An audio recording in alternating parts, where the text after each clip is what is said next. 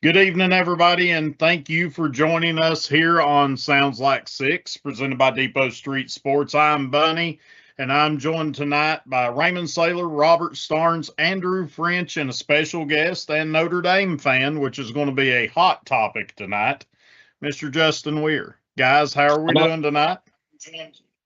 Doing great, doing great. No That's like complaint. introduce Aiden here. He wanted to join for a minute. Get some jabs in. Y'all, I couldn't come alone. I had to bring another Notre Dame fan with me. Smart move. Smart move. Yeah, I mean, me and Robert's got a team up against these two in Tennessee, so I understand 100%. But let's just go ahead and get this out of the way. Justin, give us your thoughts on your Notre Dame Fighting Irish. Well, let me get my notes here. I've got a few things. I think that we're going to build on what we had last year. Yeah, we know we had the 2 losses. We ended up being second in the nation in scoring. But with that being said, we did score 70 against Syracuse last year to end the season. I know the big take is y'all want to talk about the being in the playoffs automatic if you're in the top 12. Don't be jealous. That's all I'm gonna say. Is don't be jealous. Y'all could have done the same thing. Duke, Florida State, Tennessee could have all done the same thing.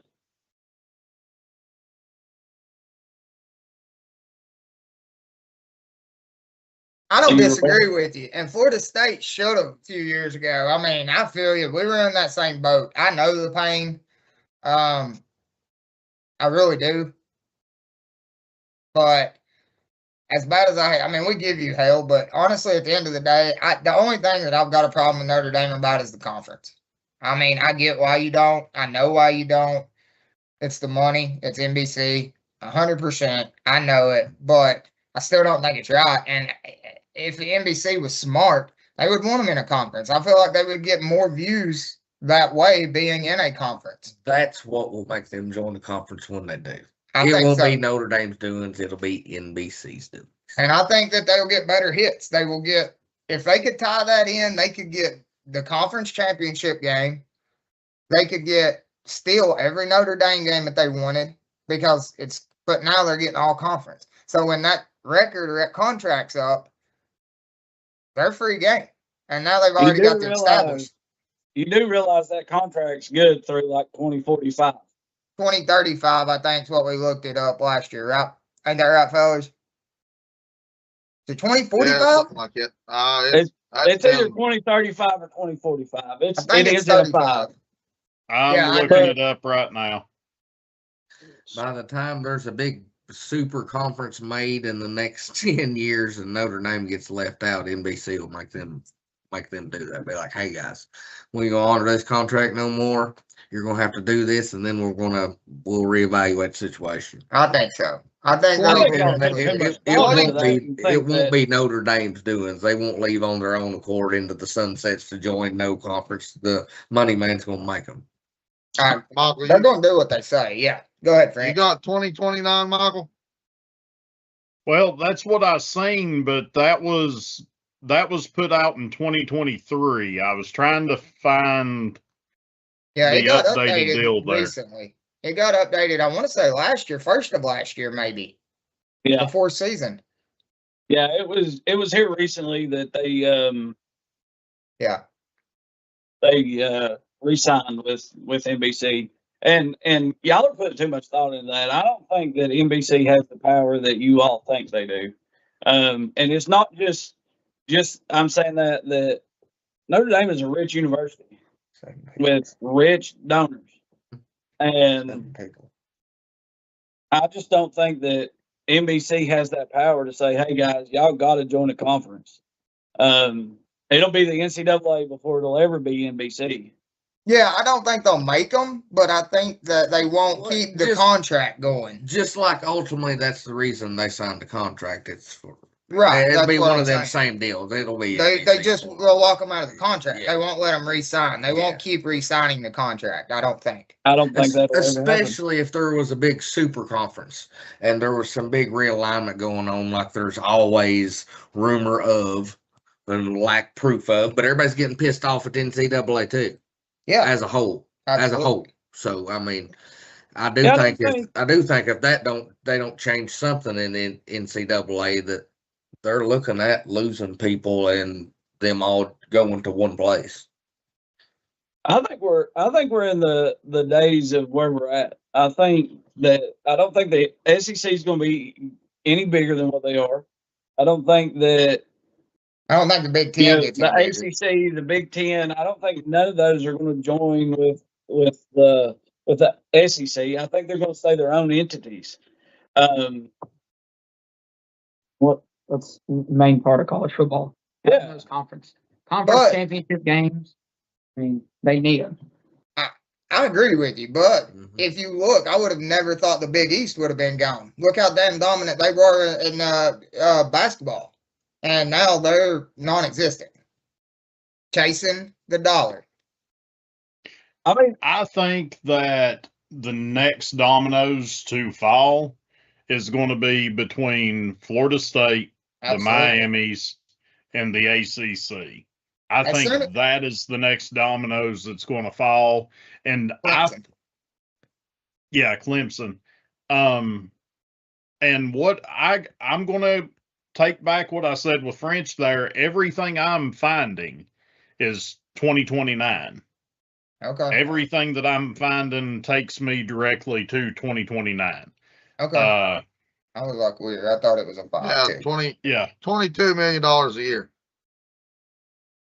So, I mean, really being a school like Notre Dame, you have the best setup in college sports. Absolutely, 100%. especially with the rule that was just implemented Yep. to cater to them. Absolutely, you do. I mean, if I was a fan of Notre Dame, I would be ecstatic. Yeah. Heck yeah. And why not? I mean, you have the agreement with the ACC. You play some of the teams in the Big Ten, but looking at it this year, just going down the schedule, the one thing I hate about what Notre Dame is doing with the schedule is you don't have the Notre Dame USC that you used to have. And some of those games that was those marquee games. Those are the only things I don't like. Is I think that is good for college football itself. Maybe not Notre Dame, maybe not USC themselves, but the sport as a whole, having some of those older traditional games year in and year out. But Yeah, I Go ahead. agree completely with you, buddy. I don't like that we're not playing USA. I don't like that we're not playing Michigan. But both those teams backed out of their deal with us. And then not only that, but like that we have multiple SEC teams lined up for the next few years to play. And every one of them have backed out because of the rules that the SEC put in place because of the scheduling of 3 rivalry games, and then you have to play so many of the East versus so many of the West, which the rivalry games makes no sense to me. Why is No. Tennessee not playing Florida? Why is Tennessee not playing Georgia? I I mean, agree. the only real Me too. rivalry game they have on their schedule right now is Alabama. Alabama, yeah. Yeah. I agree. I mean, you do have the battle of what was it, the beer barrel with Kentucky. You'll never. That one's kind of irrelevant. It But it's kind of quit. like the Notre Dame Navy rivalry. Yeah. There has to be wins on both sides. It can't No. just be one-sided. I mean, I agree. I would rather see us play the Florida game over the Kentucky game. I would too. Absolutely. Would The I would Vander- too. I mean, The Vanderbilt game every year, that's kind of like Georgia Tech, Kentucky, Louisville. I don't know that you're going to skip out on that in-state rivalry North with that. Carolina that plays in the third week, which I still don't get that. But French, jump in here. Well, as much as we want to harp on Notre Dame not being in a conference, we got to remember that they're not the only ones. In the UConn? UConn's the other one that's independent. I thought so. Now, granted, they ain't been relevant in football and ever, but you know, why are they not getting anything said about them? Because again, you just said it. But it doesn't matter. It don't. I hate to side with Justin. Notre Dame has. I hate to side with him. And I hate to side with the Notre Dame fans, but UConn, nobody ever says anything about UConn being independent. Well, Yeah, because when I'm the gonna- Big East went out, they went independent instead of joining the ACC. I'm going to throw this out there. If you are in a conference for basketball or any other sport, you should be in that conference Do for agree all to that. sports. Agree. Do agree to that Yeah. too. Yeah. What's your argument of why not? Like I told you at the gas station the other day, 129 million reasons why. I mean, I get the money and everything, but like Michael said, if you're playing in a different conference or in a conference in a different sport, you should be obligated, made to, period. Like there shouldn't be a choice. Now, if they still want to pay the $129 million, let them. But I think that, I mean, hey, this is really the first year your schedule ain't looked more ACC in a long time. Right. This year, your schedule is cakewalk at this point. I wouldn't But say it's a cakewalk. I mean, there's a you few got teams on there. Miami. You're playing 6 ACC schools now. You've And that's literally the got agreement we have with the ACC, which started during COVID. Yeah. Pretty much started during COVID. We kind of joined the ACC during COVID and then have kind of went away from it. The ACC deal is really non-existent anymore. We just choose to play those teams for I don't the want- ACC. I'm glad Florida State's in the ACC right now because Duke won it with 5 losses last year. Shut up. Oh. Doesn't matter. We So- still want it. Yeah. I don't mean it bad. I'm saying that's how shitty the ACC is. I get your all's argument too. We would have been in last year's the playoffs with being in the ACC because we'd have won that handily. Yeah, but so again, that just like adds to our argument of why in the hell are they not in the conference? Because they would dominate the ACC right now. Besides Miami and Clemson, We would dominate both of them. uh, We would dog walk Clemson. Let's just be honest. Clemson is not Clemson of 5-6 years ago. I don't disagree, but you ain't dog. I ain't seen Dabo be dog walk yet. That's a good point. It ain't Michigan State. It ain't Purdue. Dabo has not It's- been dog walked by any team. It ain't Furman. It ain't whatever else. It ain't Vanderbilt. Rice. I mean, we're you sitting there got looking at Rice, Purdue. I've got Purdue predicted to win 2 friggin' games this year, and that's to ETSU and Happy Valley. BYU, don't think, or yeah, they may be. We got them up there. Boston College, SMU, and Syracuse. Don't Now, look Florida over State may SMU, lose. though. SMU what? almost won the ACC last year. SMU, I still don't. I think they're going to be down. 2 years ago, they went undefeated and about won it. They didn't last year. I think they had a down year last year. I think That they was went like before 8 they 4. joined the ACC, though. Do what? Wasn't that before they joined the ACC? No, they won the ACC 2 years ago. The first year in. Yeah. Wasn't that how they got into the playoffs? Oh yeah, that's how they got in the playoffs, right? Yes. Yeah. Yeah. And then they were like 5 and 7. They wasn't too great last year. They fell off big time. So, Justin, is the Miami game really the only one that you have circled as a question mark on your schedule? No. Whoa. Who else are you worried about? I'm not worried about anybody else. I'm not worried about Miami because let's talk about this for a second. They play in a state where it's sunshine and blue skies all the time. They're coming north of the Mason-Dixon line. It's going to be freezing cold. Last year we were there that weekend for the Navy game, and it November snowed 7th. 8 inches.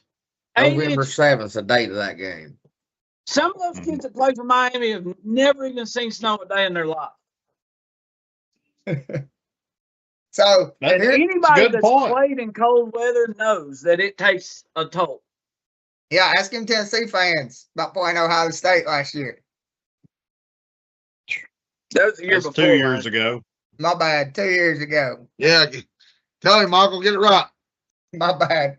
My bad. If you're going to talk shit, get it right. Hell, I don't pay attention to Tennessee. But like as far as personnel and things like that, we really made big strides in the transfer portal. You know, adding like Quincy Porter, Mylan Graham, Micah Gilbert's going to be really good this year.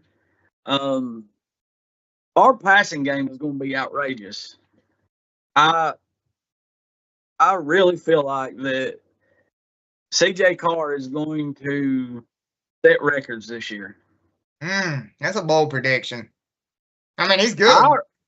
I mean, just watching the kid, and it's his second year starting. Like, he's been there 3 years in that system. He's been with Mike Denbrock. And all they're doing is tweaking the system. They've not even installed anything. It's everything that we did last year minus the run game, which is not going to be terrible. I do have to say it's not going to be as good, of course, but we had Jeremiah Love, one of the top, at least 20 prospects in that class, 10 maybe. I mean, he was drafted 4th. Yeah, he was high. Yeah, 100%. I mean, I think your key piece, and it's not a player, but I think your key piece is Marcus Freeman knows what the hell he's doing.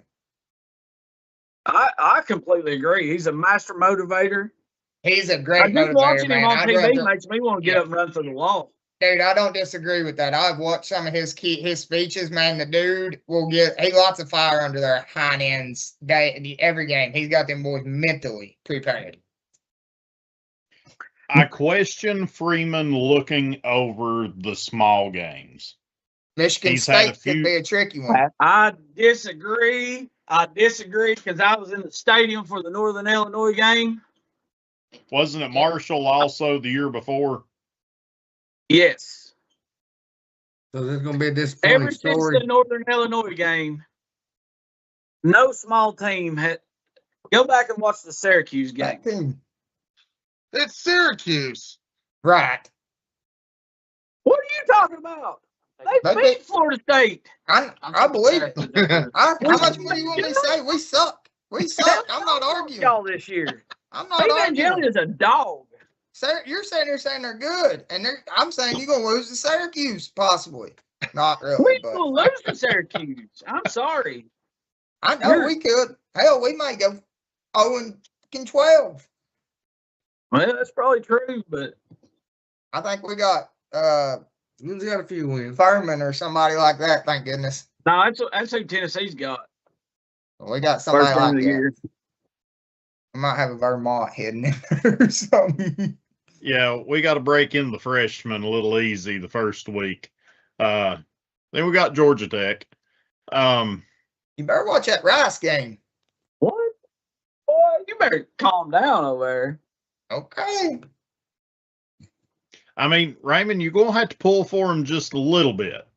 They do have Jerome Bettis Jr. on the roster. I did not know that. Yeah, that kind of persuades things. French gets nightmares. No, they don't mention Jerome Bettis. He gets nightmares, fellas. It still ain't gonna make him even attempt to pull for anybody for Notre Dame. But Not only that, but Larry Fitzgerald's son's in the room. Offensive lineman. Jermichael Finley's in the room. who's or Caden Finley, Jermichael Finley's son. Kennedy Urlacher. No, Oh, yeah, he Brian. transferred to USC. Okay. Mhm. He was He smart. was man. at Notre Dame playing linebacker, kind of safety type deal, but he transferred to USC last year or a couple of years ago. That was a smart man. Wow. So in the recruiting class, Lloyd Carr, Jim Flanagan's son, Bryant Young's son. Bryce Young. Yeah. Gwen said Ryan Clark's son. Yes. I think we have 7 second generation of many NFL legends. You are like the wrestling of football, like second generation is taking over. Yeah, there was 7 just in this 2026 draft class. Wow. Or Yeah. not draft class, but recruiting class. And I got to throw this out there. Y'all seen Dion's son, or Dion went and recruited Lil Wayne's son at kicker. At kicker. He's just trying to get something to make somebody watch his team because they're going to suck. I mean, Yeah. we've talked about that. Yeah, that's a good possibility. Dude kicked a 35. He kicked a 35-yarder, and I didn't see the other one. But after the 35-yarder, and he went 2 for 2, he got a scholarship offer. So 35-yarders, what must have done it? Yeah, and it wasn't a good 35-yarder. He hit it. It wasn't pretty, but he hit it. I definitely think there's some money talking there. So as a whole here, we know Justin has Notre Dame going 11-0. Does anybody think they do not make the playoffs, and what do you think their record is at the end of the year? I think they're in the playoff. I do too. I think they could definitely trip up with Miami. But that's really the only game that I've got a question mark on. Yeah. And I don't know, just because Justin's sitting here. 1 loss. I think they'll run the table, but if I see any slip-up games, it's Michigan State or Miami. And I don't think they play a damn road game this year. Just saying. Oh, yeah. Yeah, they do. They got a couple. Yeah, we go to BYU. Yeah. They go to North Carolina, Indiana, BYU. You got 4. Syracuse is a weird place to play on the road at. I mean, just Oh, they have 5. that I didn't see that one. that field in general, watching games at Syracuse, it just feels awkward. It almost feels like you're in an aquatic center somewheres. But I'm the putting field looks them, like you're on a game. do what? The field looks like you're playing on like a video game. Yeah. And I mean, I've got them sitting here 11-1. I think they slip up to Miami. I don't see it. I see an 11-1 type of season. They do have a flop somewhere. Yeah. If the Saturday, BYU game was Utah at night, I would probably pick that one. But I just think Utah's a tough place to play. The only reason I would give Notre Dame a loss, if I did give them a loss, because I mean, looking at it, like I said, I don't really think they do. Besides maybe Michigan State or Miami, just sheer overlook on Michigan State, a sheer overlook. Not talent, not anything like that. But also, Notre Dame starts the season very slow. It takes them usually that first loss in week 3, week 4 before they finally kick it into gear. And that's when you usually see Notre Dame turn into a different team, is after that loss. Just like last year. It took that loss. They never lost another game. And that blew teams out that were supposed to be close games and ended up just destroying teams. So, and I mean, I think that happened even the year before that. They lost to somebody shitty. And ran the Why table y'all bring that afterwards. up? Why y'all bring it up? I mean, Hey, I'm gonna get in the comments here. And then I'm this is listening. brother man. We had This is somebody brother say man's that. first Notre Dame game. experiencing that was terrible. Don't get me wrong, but I agree with you with that first loss thing. They come into dominance with it after They that do. first loss. We got a comment in here that just said somebody's glad Notre Dame don't have to play Northern Illinois this year. So that's the comment from the section. And then Gwen had a good one, guys. He said Bettis was the Dusty Rhodes heir and Bettis Jr. is the Gold Dust heir. I like that one, Gwen. All right. So, French. But what he meant to say was he's the Cody Rhodes. I hope so. I hope so at least. I pray You that's talking not. No, Bettis Jr. will never hold a candle out to Bettis. You know they play different positions, right? No. He's not a running back. He's a wide receiver. Yeah. See, there you go. It shows how much I pay attention to Notre Dame football. All right, French. Give me a team that you think outside of Notre Dame could make the playoffs this year. I don't have none of them. You got Notre Dame, and that's it. Yes, Notre Dame will be the only team outside of the Power Four that will make it to playoffs. Just because He's not the rule, wrong. just because of the rule change. It don't matter. If you win it, you win it. Your conference shot, your conference championship, it don't matter. You ain't gonna have a Tulane or a James Madison that's gonna sneak in. So Notre Dame will be. I've got them going 11-1 and maybe 10-2 when they go on the road on October the 17th. I can see them slipping up. We know it's going to be a good game against Miami. That'll be a good game. We know it will be just because they will have them ready to go. But when they go on the road to BYU, that'll be the game that they might slip up just because of the travel. But besides Notre Dame, there's nobody else outside the Power Four that's going to make it. They're not going to let them make it until the playoffs anymore. That's kind of what that rule was for. That was what they told the media. That was my take from that too. That's just make sure those James Madison, those little schools don't get in there to get, so to speak, embarrassed like the way they was. But and all that last, even with Duke winning the championship last year, I knew they didn't belong in the playoffs. There'd have been another James Madison or a Tulane or whatever, and they'd have went out first round with an ass whooping. Yeah. I'm gonna go back team. Go ahead, Robert. Go back to your question there a little bit. Even though I agree with Andrew that there won't be another team outside of that Power Four besides Notre Dame in there, but do have a couple teams that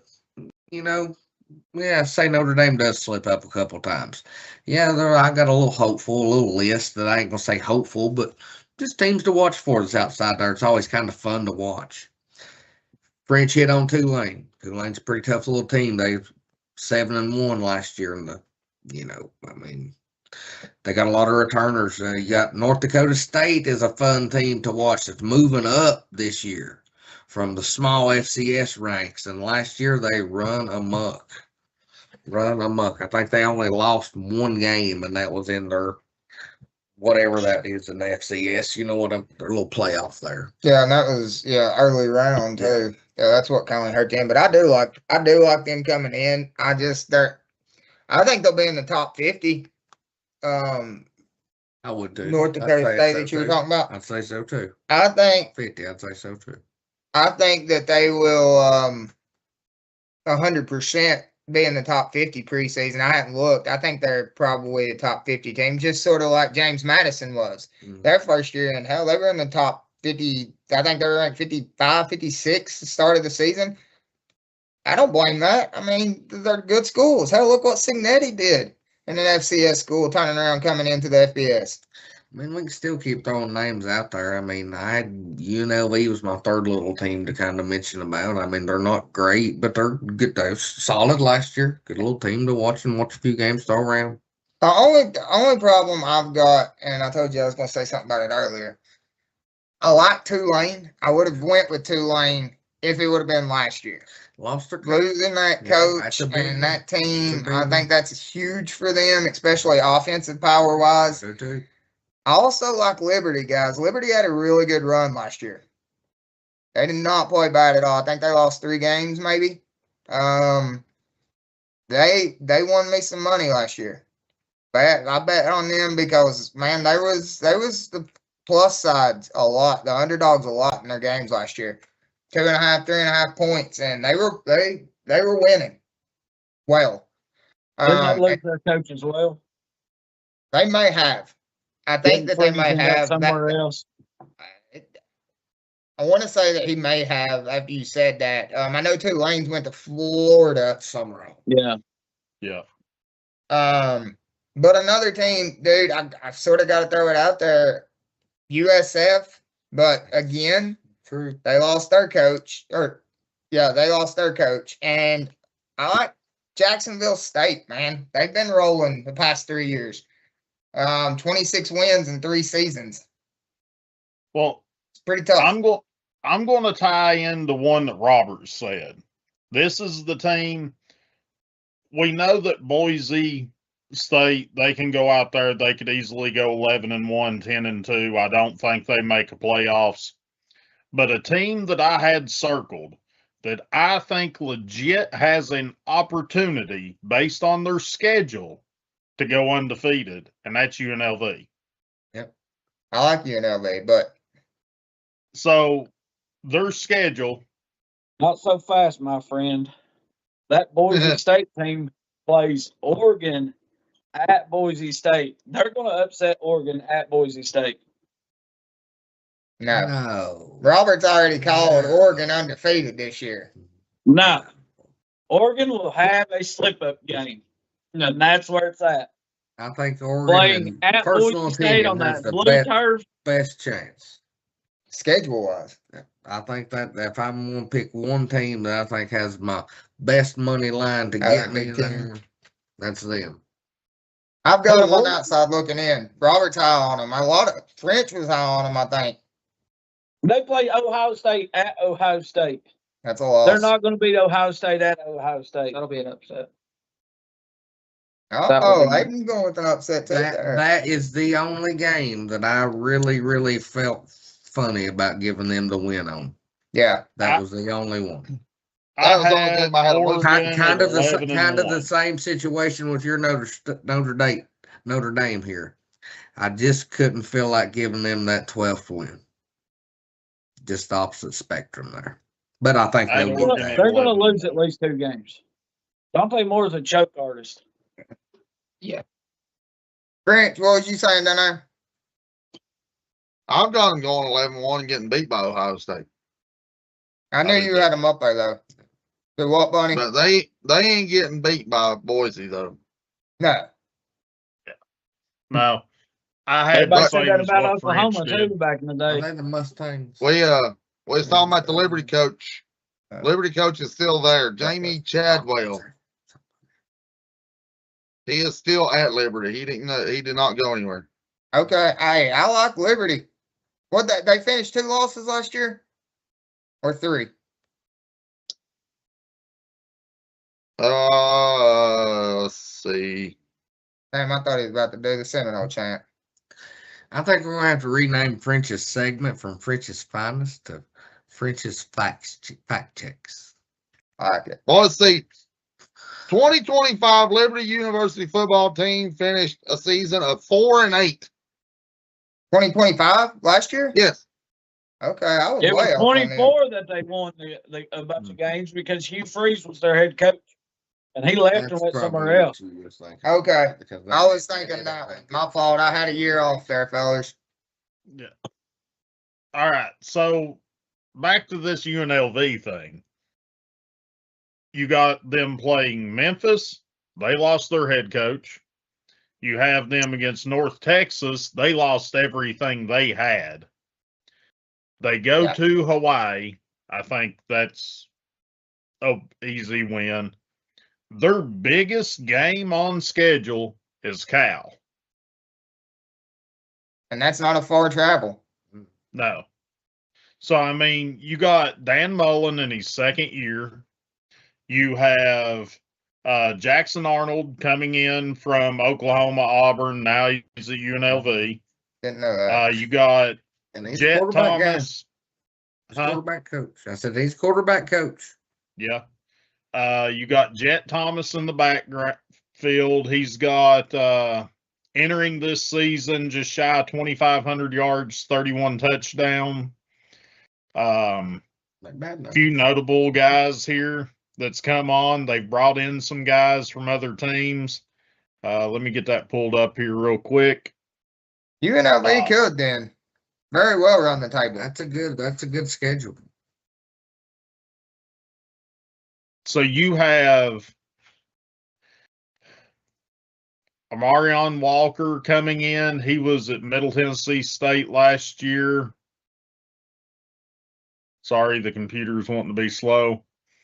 While you're looking at, Gwen said your comment with Freeze weird. Gwen said Freeze left to chase, not football and golf while at Auburn. True. Very true, Gwen. UNLV, they brought in a bunch of guys. I can't find the one that I was really thinking about here. They brought in a guy from Arizona.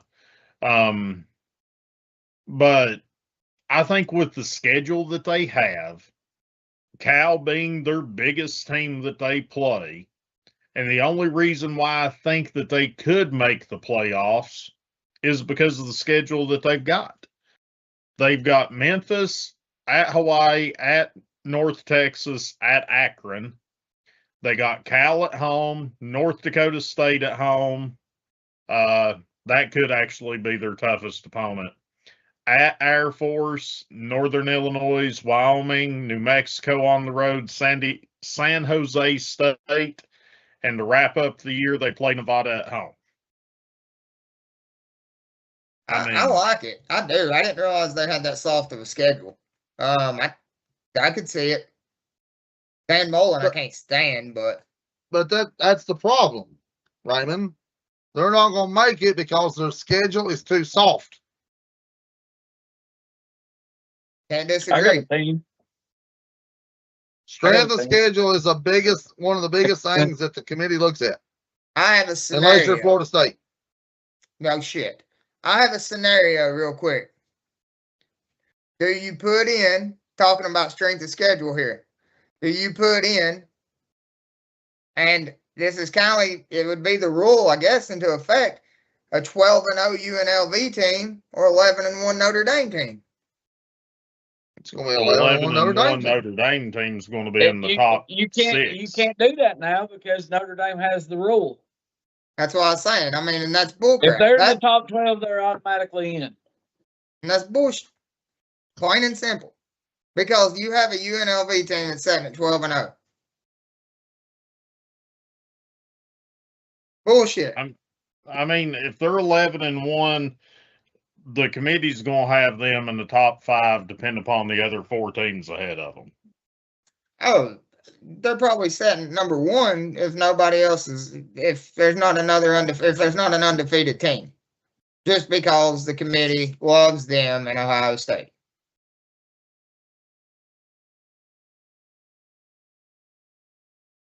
I got a team. Who's your team? Oklahoma State. Aiden. They have a new coach. They have North Texas's coach. He brought in Drew Mestemaker, who was the number 1 quarterback in the nation last year in yards. They have a very easy schedule. They could potentially go 10-2. With their 2 losses being Oregon and Texas Tech. Texas Tech defense this year is going to be amazing. I think I had them at 7-5 this year. Well, Bunny, you have to at this point, buddy. Well, I was going to say, No more I'm mullet. never, ever, ever getting on the Oklahoma State bandwagon again. Yeah, I went out there. Ollie Gordon's going to be a Heisman candidate. They're going to be rolling down the track. Here you go, yada, yada, yada. 2-10. 10-2, 11-1, something like that. All right, so back on UNLV, I looked it up. Their strength of schedule for 2026 is 81st. Oof. What is there now? 125-ish teams. So Close. they're in the third out of the fourth quarter in that. I gotta look at something.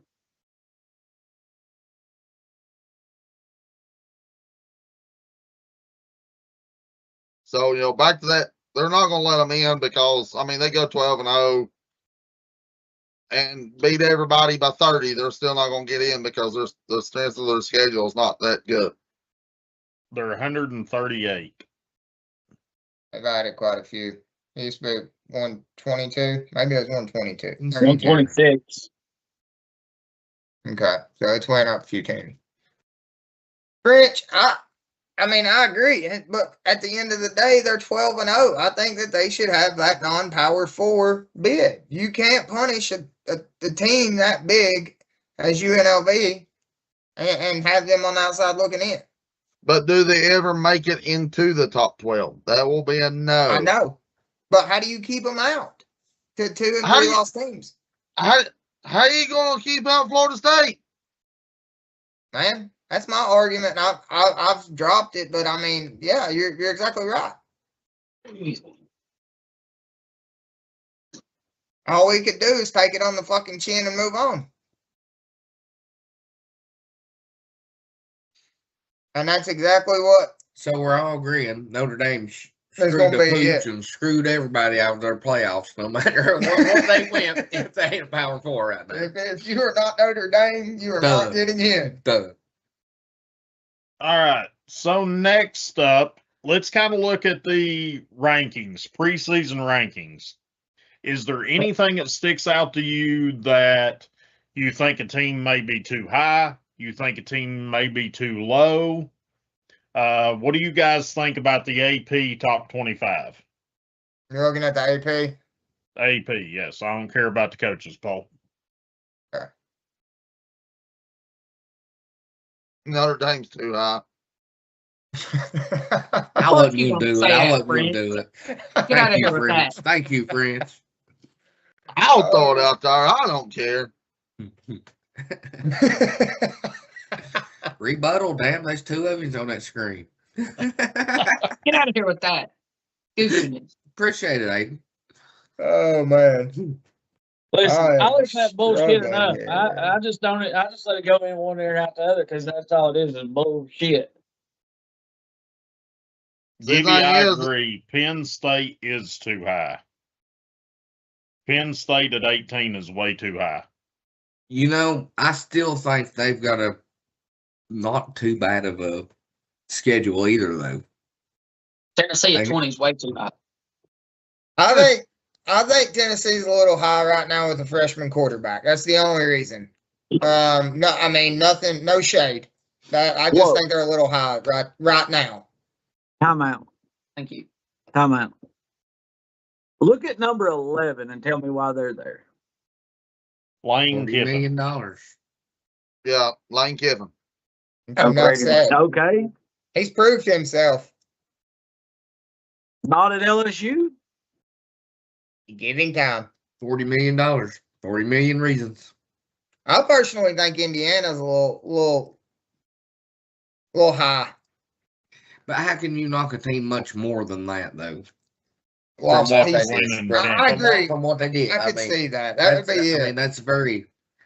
I mean, Texas come A&M. on now. If they was at LSU 11, That would almost be very disrespectful. just a That's little true. bit. Just because they won, Okay, we're undefeated. But I okay. still, with their 2 losses coming, I feel like I do they're a too. little high I right do there. too. I think that's. I feel like Then- Miami's high. Then why is Ole Miss in the top 10? Ole Miss, we've talked about They that have on the one show. of They're the going to be pieces. just as tough, if not tougher. French has made a damn good argument about their Yeah. OC, I agree their with that. staff coming back. French I thinks mean- they'll be better.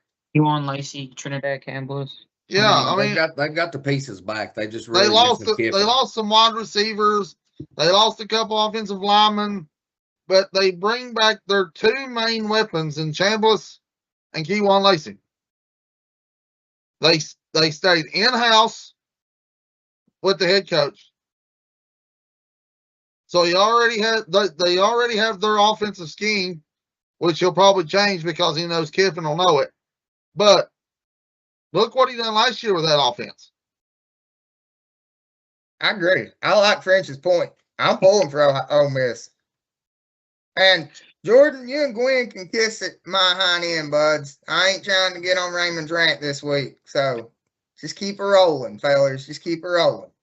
Another team that I have to throw in here just because they always start off higher than where they're at, Missouri.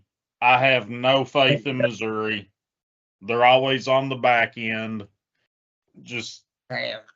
they need to be top 30 at best. Yeah, I don't like them being at 25 at all. I don't think like. they should be out. They should be outside, and TCU should be in the top 25, probably Yeah. around that 19-20 mark. I don't like TCU should Iowa never being be that allowed high. to be in the top 25 again after that national championship showing. Who?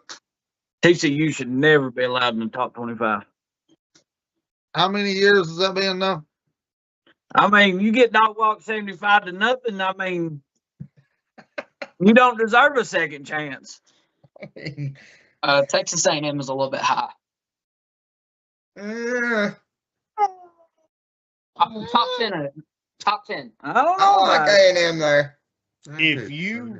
If you flip flopped A&M and Oklahoma, I would probably be okay with that. I wouldn't. I think Oklahoma's a little high on 10. Just a tidbit. I think they're about 13 to 15. I've got them as my dark horse kind of out of the SEC. I ain't saying they're doing it, but that's my outside looking in. Hopeful if anybody slips up, they could easily slide in there type of team. I don't like I mean, Iowa they do being have John 22. Mateer coming back.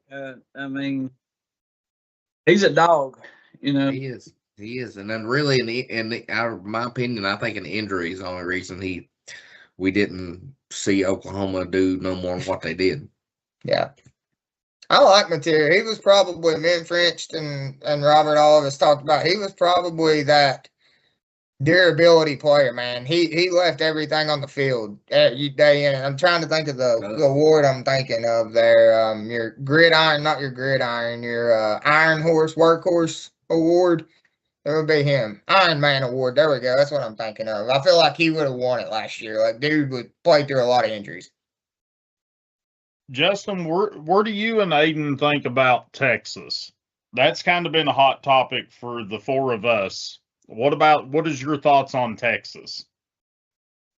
I think that Arch Manning's not even the 3rd best Manning.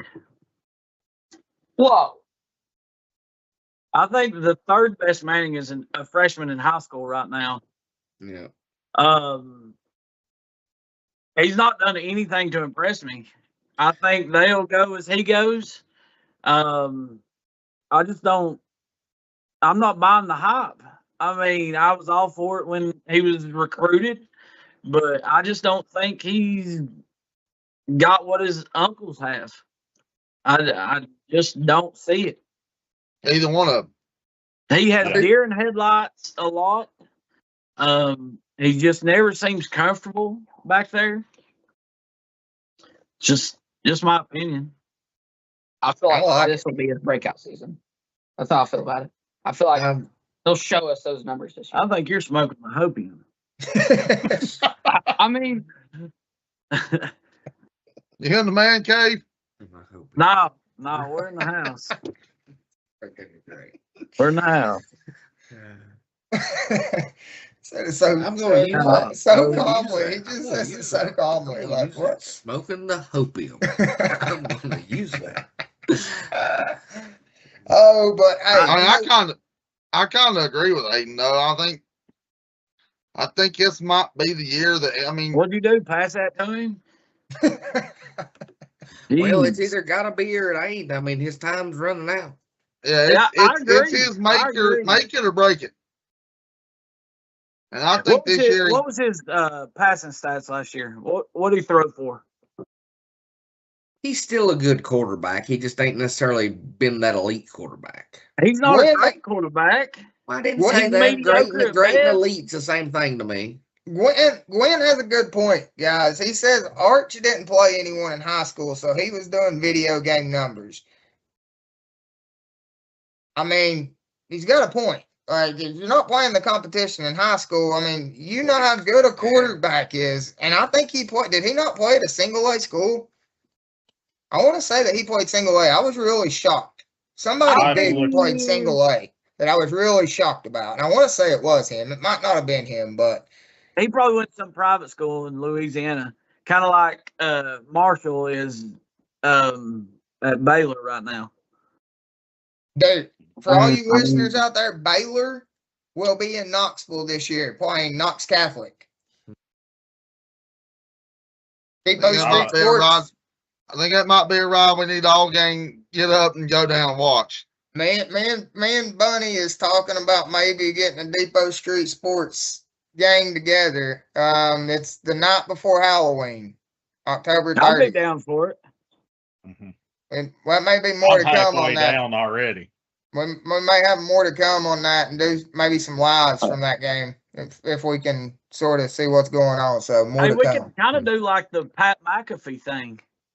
Apply with the TSSAA to be media, get our media passes, and we could go on the sidelines and do the Pat McAfee thing at the game. I That have to would've been look right. that up. There is a lot of hoops to go through for that one. Better get started well, on it, buddy. There's He not a went lot of 26 hoops to go and through to 7. get a media passes for high school sports. I- It's we're talking about high school, not I college. just want to look at Yeah, but Well, that I game's looked it gonna up have for a the state lot. tournament. I looked it up for the state tournament. State tournament's a different story.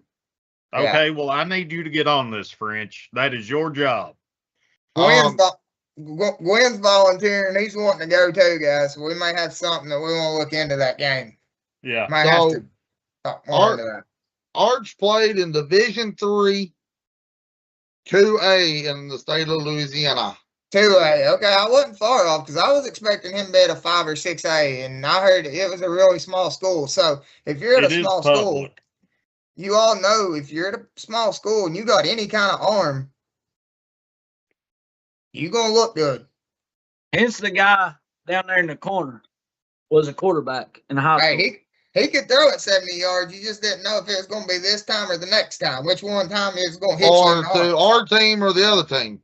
Well, Right. that too. But no, I mean he could sling it. Don't get me wrong, French. When he hits you, yeah, you better catch it with your hands and not your pads. Joe Milton, Michigan version 2.0. We know what he thinks about what was he calling overthrow Joe? Overthrow Joe.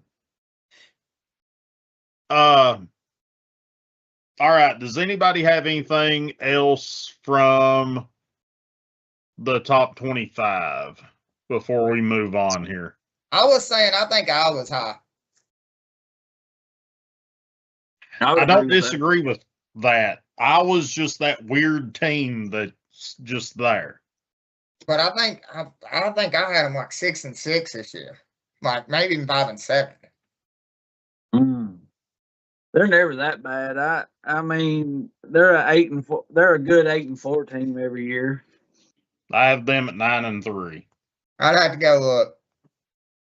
I'd have to see their schedule, but I would say 8-4, 7-5, but not no craziness of 5 and 7, man. Dang, it's Man, Florida now y'all State, got me man. wondering. Hell, I may not have had them at that. We've Shit. looked Hold at, on. we've looked at this damn grid All so right. many times today.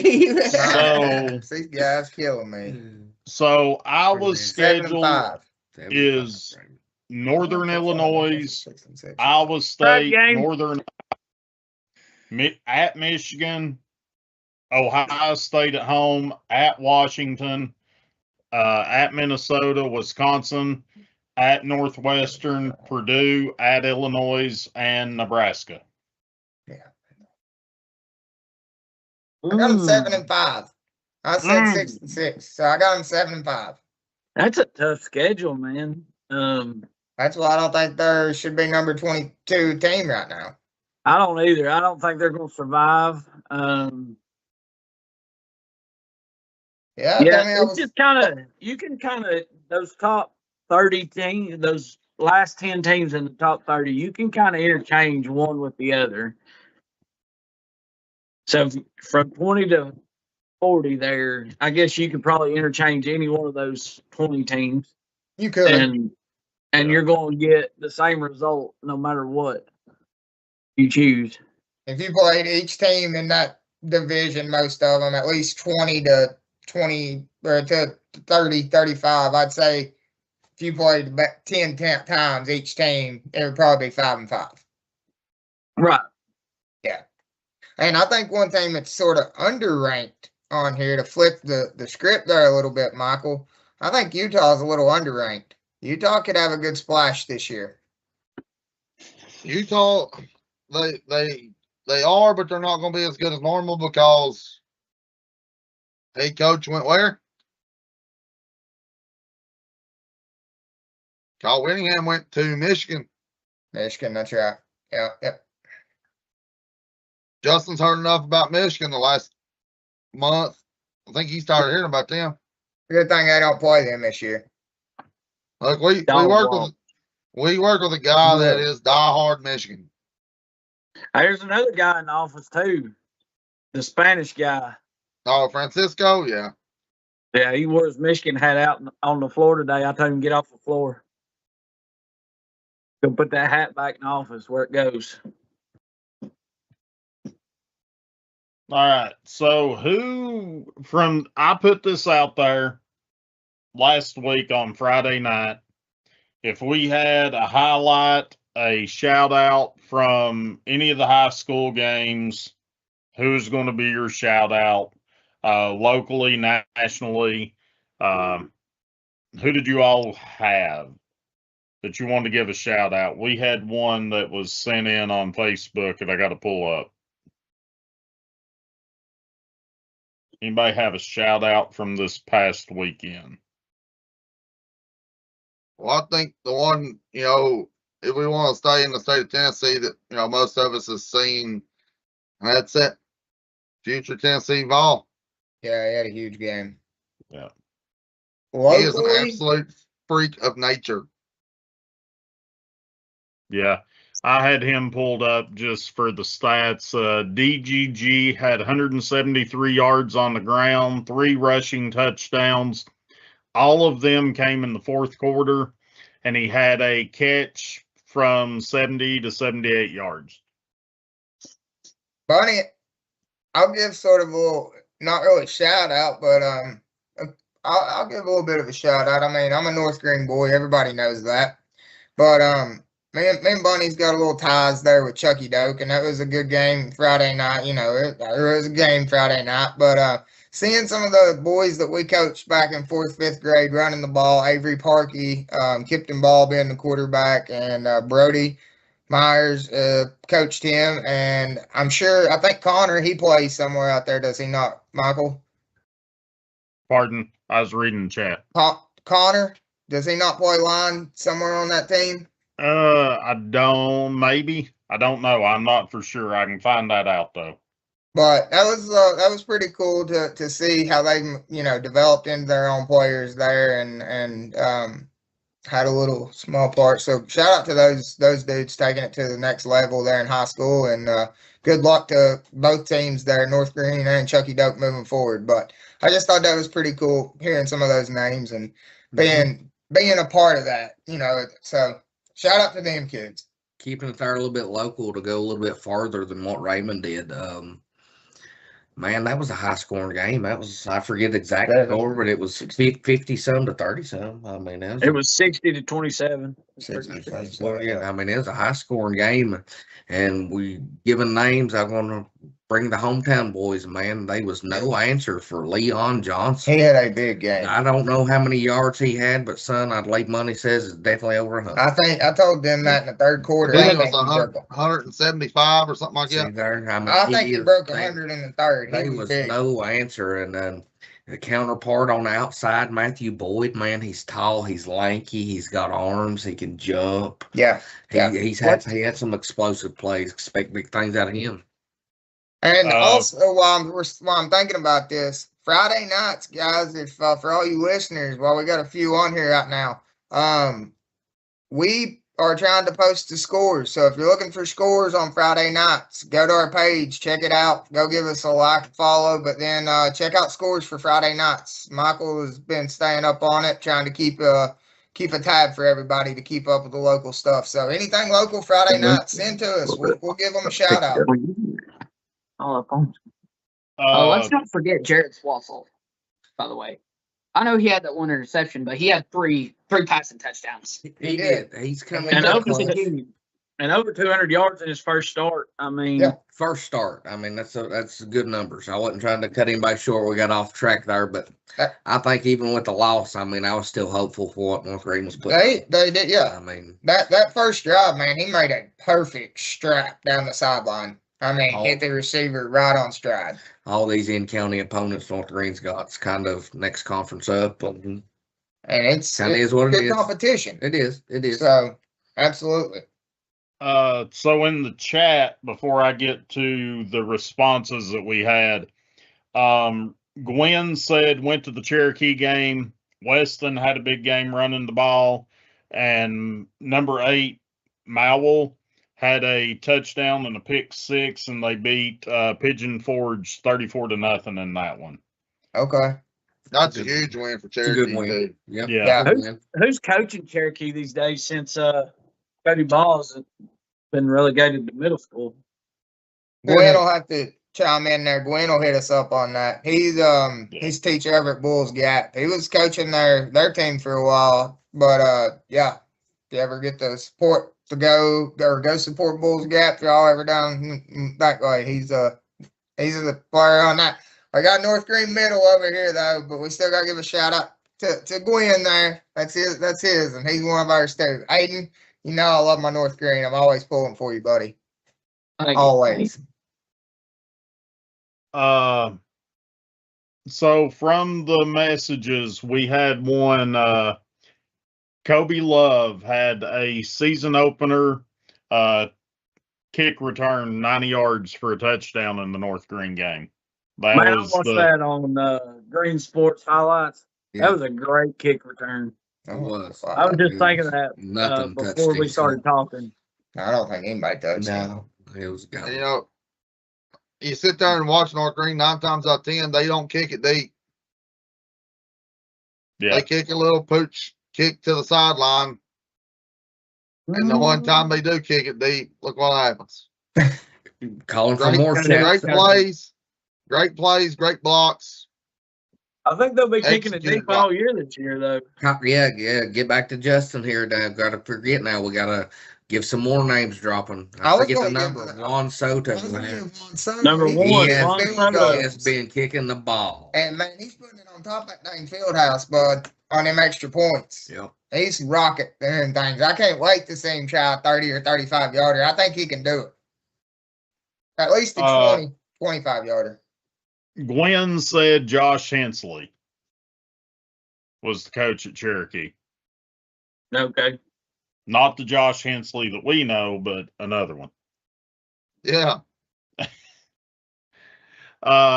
One other guy, I seen this on TikTok. I wanted to throw this one out there just because there's some relevance to where he's being looked at to play ball. That's Bo Brines. Bo plays at Battleground. They played St. Michael's Catholic this past weekend. It was televised on ESPN2. 16-21, 382 yards, 3 touchdowns. He went 10 of 15 for 216 and 2 touchdowns in the first half. Also, he had in this game a 4-star wide receiver. He is the son of 2019 Mr. Olympia, Brandon Curry. But Bo Brines is being looked at and has scholarships from Austin P, Eastern Kentucky, ETSU, North Alabama, and UT Martin. Who are we talking about? Sorry, man, Robert was catching up. Bo Brines, that's Luke Brines' son. He's getting looked at. He has a scholarship from ETSU. He goes to a school in Franklin, ain't it? Somewhere down in that way, mid Tennessee. He plays for Battleground. I think that's. I'm sure it's Franklin area, Middle Tennessee. I think Nashville.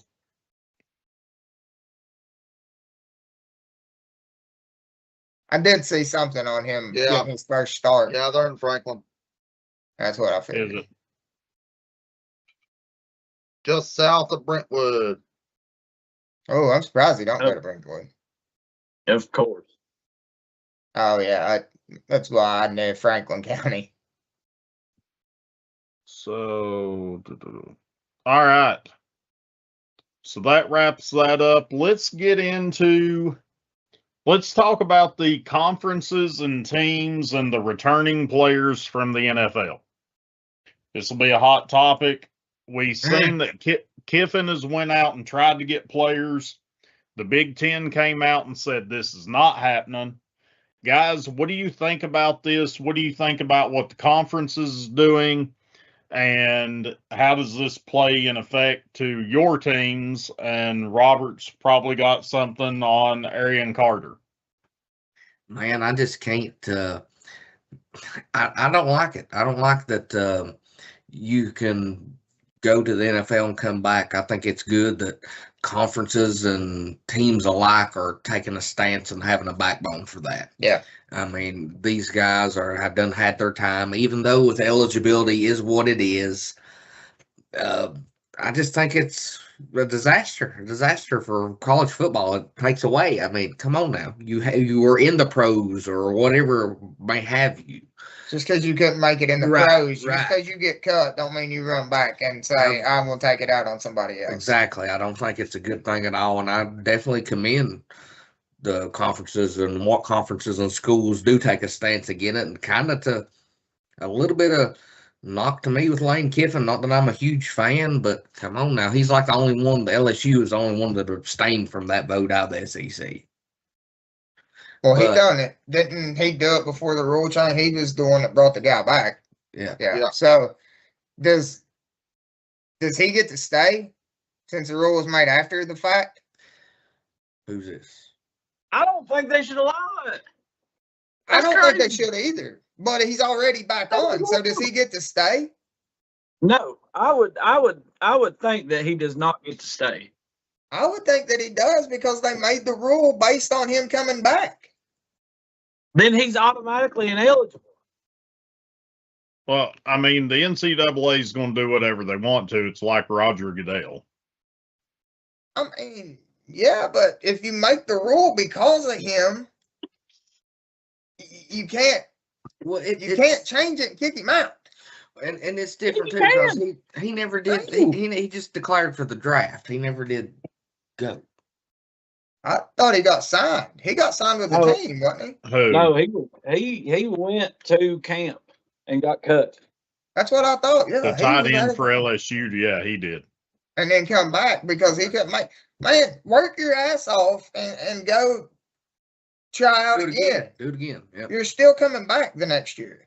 I mean, that should give you motivation, you know? But and the NCAA is just full of crap these days, all in general, no matter on what topic they are. I mean, hitting the Foster thing here, you know, they suspend him for 3 games initially over a plane ticket when he was wanting to declare for the draft.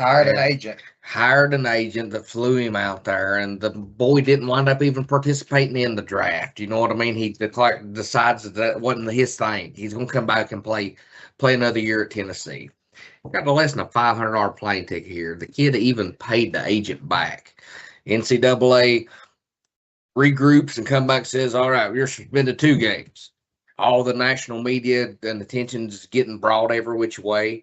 Before you know it, the NCAA meets again. Oh, well, you're only suspended for 1 game. I think it's definitely crazy on Tennessee's front with kind of touching on that rule just a little bit, though. So the Big Ten and the SEC have already elected for it to be no-go. Yeah. ACC Big 12 is looking to adopt the same restrictions. Some of the players that was affected was Daquan Wright, tight end, the LSU guy. Xavion Harris, he was a defensive tackle, waived by the Saints. TJ Harden, he was a running back, Kentucky, Missouri. Squad was. Trent Hendrick, he was a linebacker at UCLA. Ethan Johnson was a cornerback for South Carolina. Those was the 5 currently that was trying to work for their eligibility on that 5th year. I figured Francois, he must not have ever went to the draft or got drafted by anybody, because I know they just announced he could come back to Florida State. My biggest thing with it is the fact they're going for their 5th year of eligibility. It's not like they jumped after their junior year. It's the fact they're trying to come back to play a 5th year in the NCAA. I got something to piggyback on that. If you're going to let guys come back from the NFL, Robert, you're going to love what I'm about to say. Why not let Joey Aguilar play at Tennessee? I mean, how did that go on him? Did he declared? No. He said he wanted to come back. Yes. And a Knoxville judge, a Tennessee alum, voted against him coming back. And still, who else was with him with that? Than that big stuff last year. Trinidad Chandler's got his 6th year. He got it. And see, that's you got to be across the board with that type of thing. And There's the somebody else. Pavia. Diego.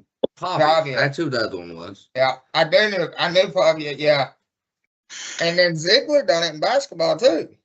So I don't know how you don't let that stuff happen, or you do allow that to happen, especially when it's your own hometown judges there too. I mean, you definitely would have thought a Knoxville judge proceeding against that was definitely going to be in favor of him coming back. I don't mind he wasn't biased on it. I'll give him that. And I kind of like, I don't know. I don't know how I feel about it, actually. I take that back. The more I think about that, they're leaving that up to states' right.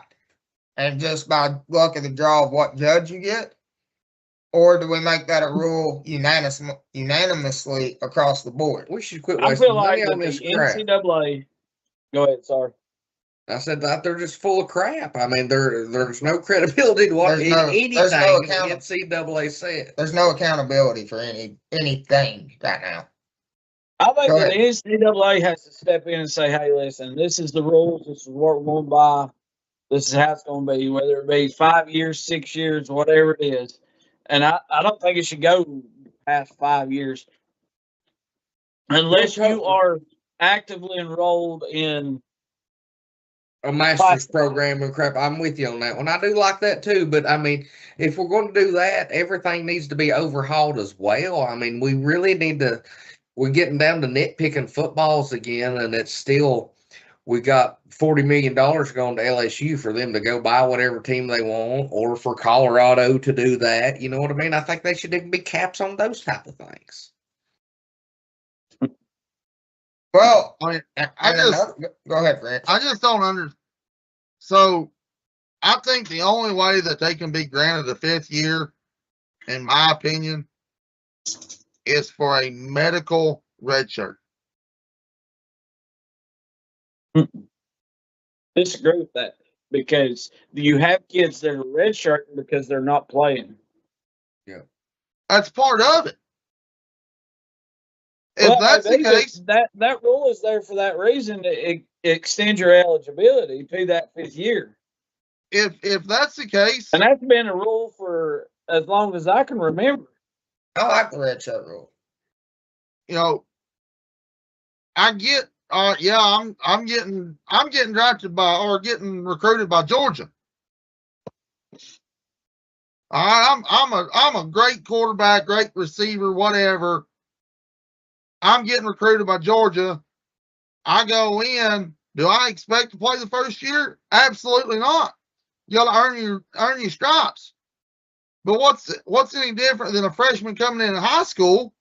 Wrong answer. He don't get the chance, but he don't get an extra year of high school. It's a totally different situation.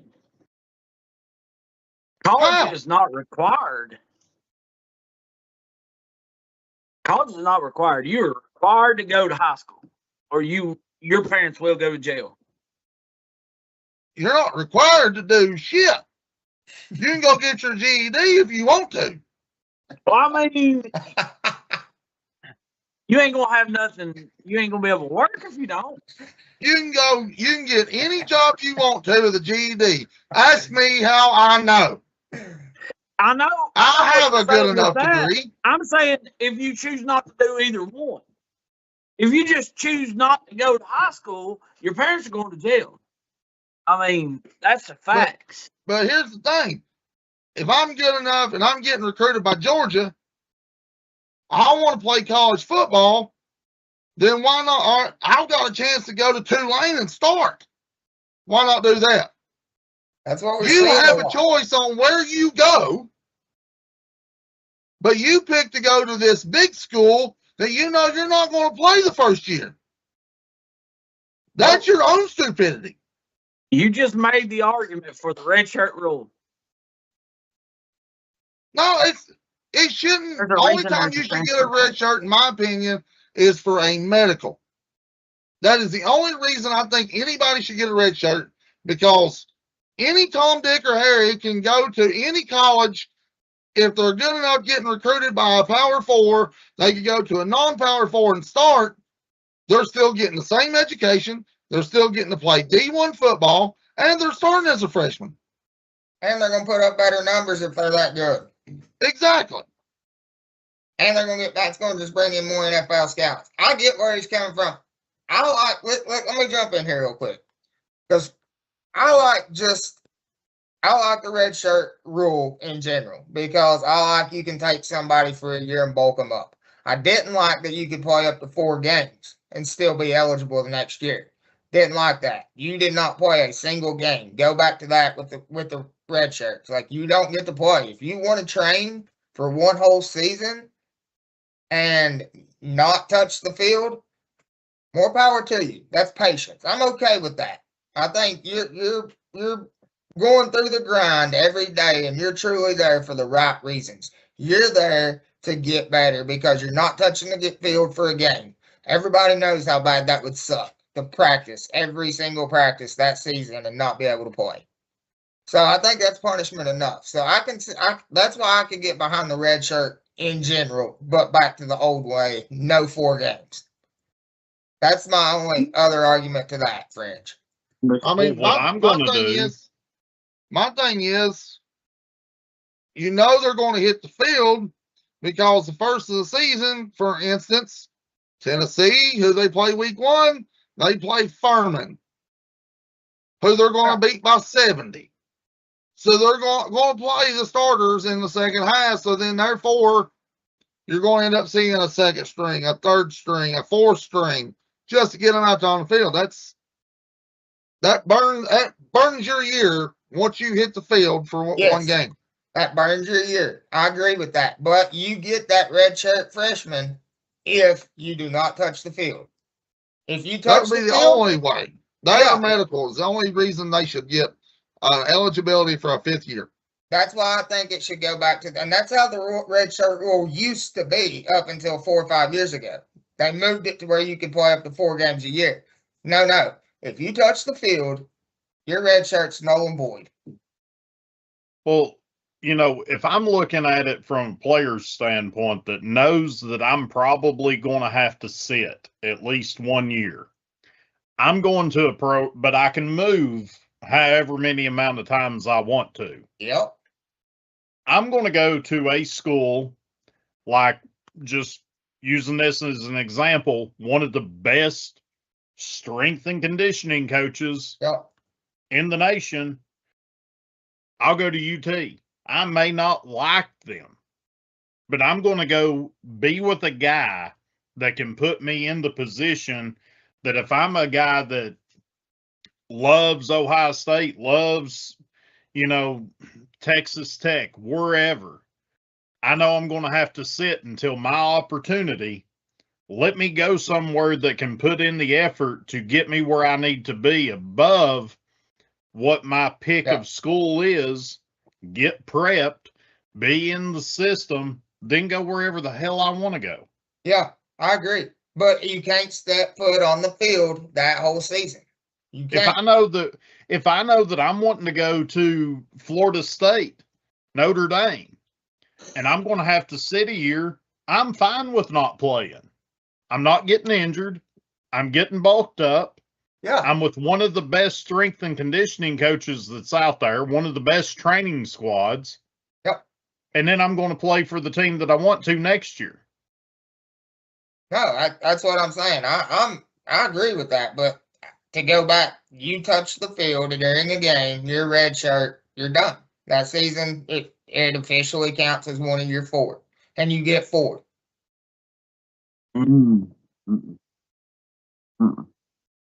Weir's also, he don't like getting in conferences, guys, so let's forgive him beforehand. That's such a bad idea. Because think about it like this. Okay, let's go back to the Notre Dame Syracuse game. We were up 35-0 in the first quarter. You're telling me that you don't want your red shirts to get out there and get some in-game experience. The difference from high school game to college game, you're going to tell me that you have players on your bench at Florida State that you do not want to get in-game experience. That is dumb. I didn't say looking at it from a coach's perspective. Yeah, I would. Any coach would. I'm looking at it as the fair option if they should only have 4 years or 5 years. They should only have 4 years. If they use the 5th year, then they don't touch the field. That is punishment. I mean, you don't get 5 years of eligibility. It's always been that way. I don't like it. Hell, you got that kid from Oregon who had, like 10 years of eligibility. It is kind of crazy, too, because you get to make the money. Yeah. And more money than almost what they would be that rookie contract. So it's almost an incentive to hang back, too. But I see that from a school perspective a little bit to get them to hang back. But I don't know. It could go both ways, but I still think 4 years. 2026, damn. It's just going to get crazier. I mean, I personally think 4 years, that's it. Move on. Then the birds, that's 2026, man. That's just crazy stuff. The First, birds I read think something they're the bees, other and day the bees that are talked walking about around how with stinkers. lawless the NCAA is with football. And it waters down the game. It waters down the game, in my opinion. NIL, transfer, all that crap. it does. Let's get rid of that. Let's get rid of that and keep the red shirt rule how it is. I would give that up for that. I don't like to, but if it got rid of the NIL and all the transfer bullshit, I'd give the 4 years of eligibility. I would do that for it. I'd give up a 5th year to get rid of NIL. I'd give them 10 years of eligibility if we give up NIL and transfer. That is true. Well, I can agree on that for sure. French said with going, you're getting offered by a Power 4 school, like French said. You go to Tulane, start there, get your reps in, and then you transfer portal. You can go to a Power 4 school and then start there because you proved yourself at a smaller school. I mean, I'm going to use, somebody local.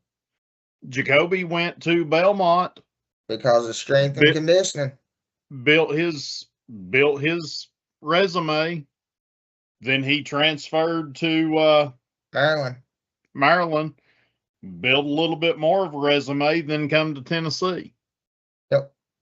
I 4 mean, years. 4 years. You're exactly right. 4 years. I mean, 3 schools. to me, but it was 4 3 years. schools. I mean, What? to I me, agree. that was brilliant on his part. I mean, that's a perfect example of how somebody uses the transfer portal. Perfect Absolutely. example. I agree. And it benefited him the whole way. If it's But used right. where's the loyalty? That's what Ryan Gwynn That's just what said. It you kills need. the team aspect of the sport, and I get that. You're no longer loyal to a team. I mean, dude, French, I feel, dude, it's shitty. So, I mean, yeah, at the end of the day, it kills the loyalty, but that's the new era of college football, guys. Like Robert said, it's not There is going no anywhere. loyalty. I know French don't know much about this, but it's like hair wash instructions: rinse and repeat. You know. Shut up. I like my bald head. Thank you very much. You've liked it since the 8th grade. No. I had a full head of hair my senior year. You shut your face. Not all of us can have a big head full of hair like you, all right?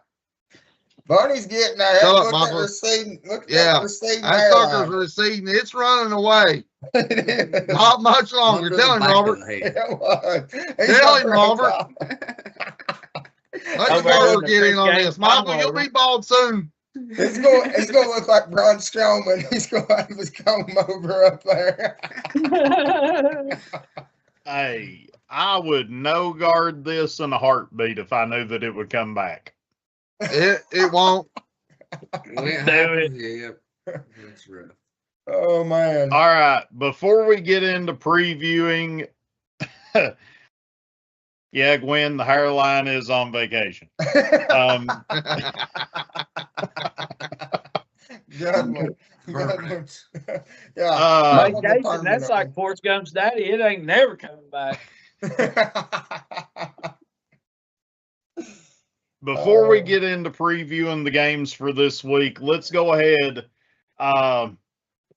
We started this segment. I've got to kind of find a good home for what we are doing here. But this is going to be Guess the Person. Everybody has heard of this guy. It's a coach. I will give you that. Rich In Rod. his no. Gibby said bald is beautiful, by the way. Right. So we're at a non-power forward coach. You Cabbage Patch Kids, worry about yourself. We love our hair over here. So he coached at multiple schools. He coached at the likes of Auburn, Clemson, Georgia Tech. He also coached baseball and basketball. His football record was 186-70-18. His basketball record as a head coach was 9-14. His baseball winning record was 199-108 and 7 ties. He graduated from Pennsylvania with a law degree. In his playing career, he was a center, a tackle, and an end. He passed away at the age of 66. He was born in New York, New York. He died in New York, New York, but he was born in Cleveland, Ohio. Yeah. What year was he born? 1869.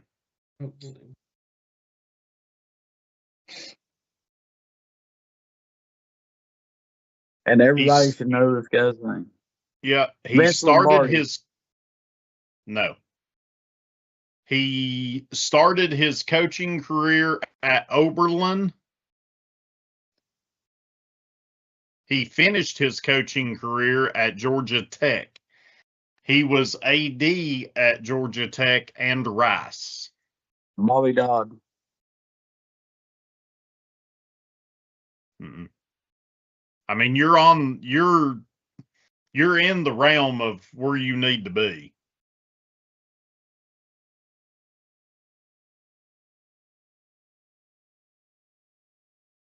Yeah. Right. Ain't got no guesses.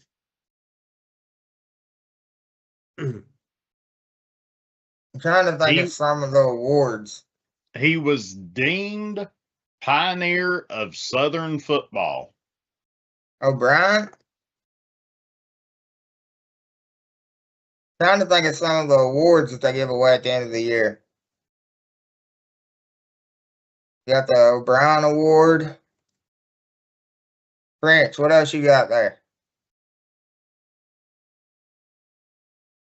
Gwen, what's some of the other awards? Did they win a national championship?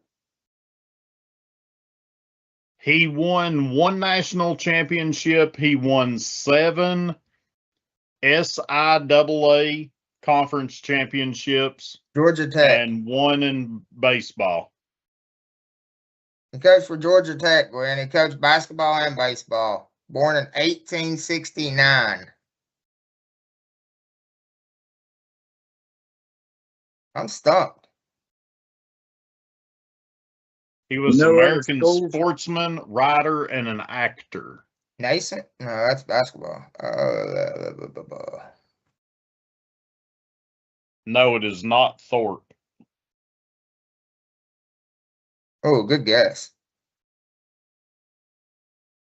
I didn't think some of the old movies. He coached all 3 sports at Georgia Tech, by the way.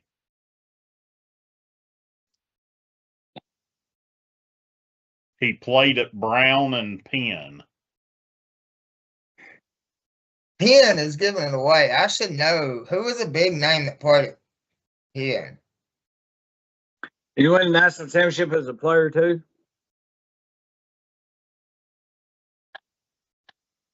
It doesn't give me that. Jordan said What's it? Heisman.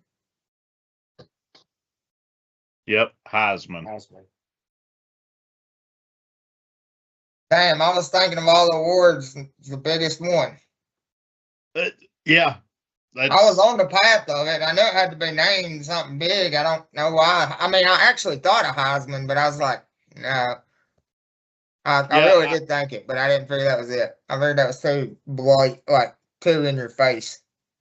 Well, kind of like I done you and Rizzo the other day trying to slide one by you. I went with Heisman. Okay, I should have guessed that. I thought it. I swear I did when I started going through the trophy. When I was like, it's got to be an award, and then I was like, O'Brien. I was like Heisman, but no. You got that one past me. Yeah, we'll get into. Attaboy, Gib. We'll try a few different things, mix it up a little bit going forward. I liked it. Get away from the guest, the player. All right, get into previews for week 0.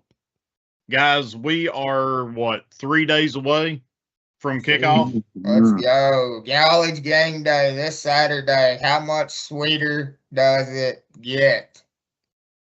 So our first game of the year, kickoff at 12 p.m. noon. In Dublin, Ireland, you have North Carolina and TCU. I know that we went over this, but has anything changed? Guys, give me your pick for the TCU North Carolina Tar Heel game. We're going to do picks again this year? Yep. All right, let me get it set up. It's going to take me a minute. Y'all go ahead and talk it out and then come back to your picks at the end. I got to get it set up. They always pick the redneck guys to go way out of country. Yeah. Always. Always. Justin, give me your picks on played this game, and they played it like 9 o'clock in the morning. Like it was on the same time as college game day. Yeah. So I'm going to take TCU in this game. I just don't think Bill Belichick's a good college coach. I don't think he relates to the players. I don't think that he understands the game. Don't get me wrong. He's a great football coach. but I don't think he's a young man's game coach. Nope. Bill Belichick is on his way out. I do agree with the TCU Horned Frogs going to take that one away. Well, I can tell you right now what team I'm not going to pick. Come That's that on, team Fred. that's on the wrong end of Tobacco Road. Teams. TCU's going to fly over to Dublin and lay the absolute whooping on them Tar Heels. I just think that they're I don't know, they're a better team. I think Belichick, and y'all hit it, Belichick's not a good college coach. You look at it, all his success when he was in New England was because of one person.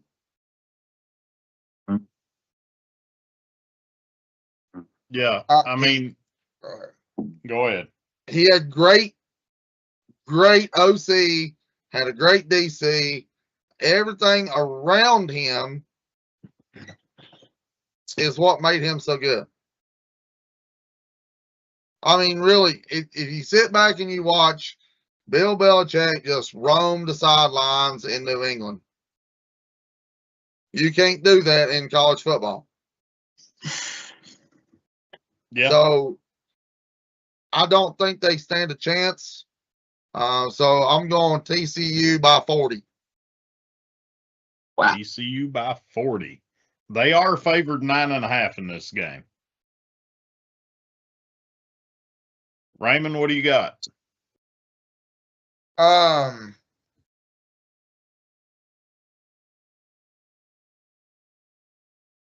on. By 40? I will take TCU as well, guys. You covered everything. I think 100% that Nick Saban is on the hot seat, but I think the only reason he actually came back was to groom his son. Huh? Nick Saban. Bill Belichick. I apologize. My I don't fault. think he's Jeez. ever been on the hot seat other than Miami. My fault, guys. I was trying to get this name topped up and get the screen over here. I wasn't prepared for the pick, so that was my fault. I was trying to talk and multitask. Obviously, it didn't work. Bill Belichick is what I'm at. And he's grooming his son to go in there. I mean, I don't think he's tanking intentionally to have his son take over a little sooner, but let's say it's a little warm. It's going to get warmer after this ass whooping TCU puts on them to open the season. Yeah, I'm going TCU in this one also. I think hands down. Could we see a shocker? It's always possible, but TCU goes over there and just takes care of business. I'm taking them to also cover the 9.5. Next up, let's go NC State and Virginia. This one's being played in Virginia. Virginia's favored in this one by 4 right now. Robert, who you got? And I think it's going to be a pretty good game too. But I like North Carolina. Give me State. Go ahead, Will. I think it's going to be Virginia. Virginia was a few games away from winning the ACC last year. I think they slipped up against Duke. I think they come back with a little revenge tour, and it starts with NC State. I think Virginia as well on this one. You said it weird. They were a couple games away. I think they finished with 3 losses last year. I've got them pretty close to that. I think again this year. I'd have to look, but I've got them. I think 8-4 maybe. I got them winning this NC State game. So give me the Cavs. Yeah, I don't understand why the ACC decided to start out first week with an in-conference game. I don't like it. Yeah. But NC State going to Charlottesville, I'm with you. I think they're going to come out with a little bit hanging on their shoulders. You know, after missing, one game out, missing the ACC championship, one game out of making the college football playoffs. I've got the Wahoos winning this one. I'm going to agree with Robert. I'm going to NC State. I think C.J. Bailey coming back. Yep. You got Duke Scott in the backfield that did see some time last year. They brought in JoJo Trader. He come in from Miami. He was a Miami transfer that got to see the field very little bit, but he's coming in. He's going to give some speed. He's going to give some power to that NC State team, and I'm taking Wolfpack. So I'm going to take them to also cover the 4. This one I did not have on the list. Jacksonville State, North Dakota State. They have North Dakota at -7. I like that. I like it. I like that pick right there. I like the points on that one too. I think North Dakota is going to make a little noise their first year in. I do too. I'm going to take North Dakota State over Jack State. I will take Jacksonville State. I think that they're the more experienced team in D1. I think that they will understand the capacity of the game a little better than what North Dakota State has played.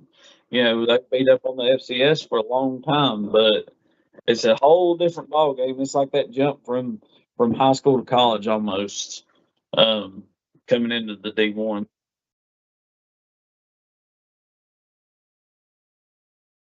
Man, this one's a tough one for me. I talked about Jacksonville State, 26 wins the past 3 years. North Dakota State, first year in the FBS.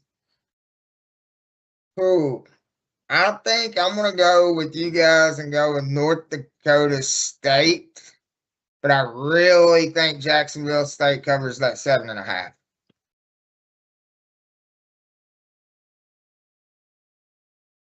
I'm going North Dakota State on this just because they're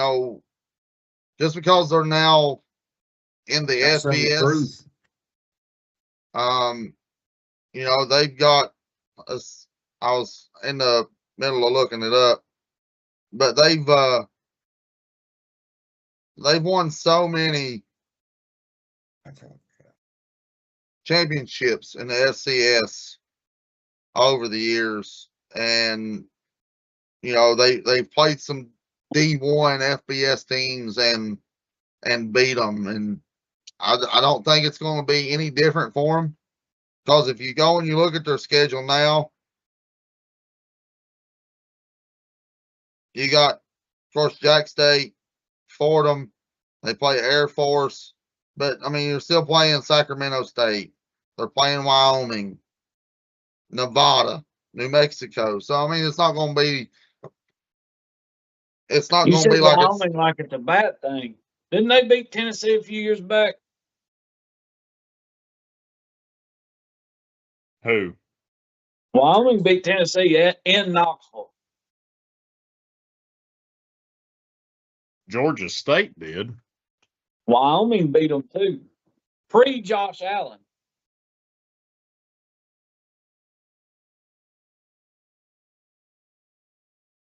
I don't know. That would be something Michael would have to look up. But my opinion, I don't think that their mindset or their game plan changes in any way bumping up. So give me the Bisons to win. Of course, I'd be proud.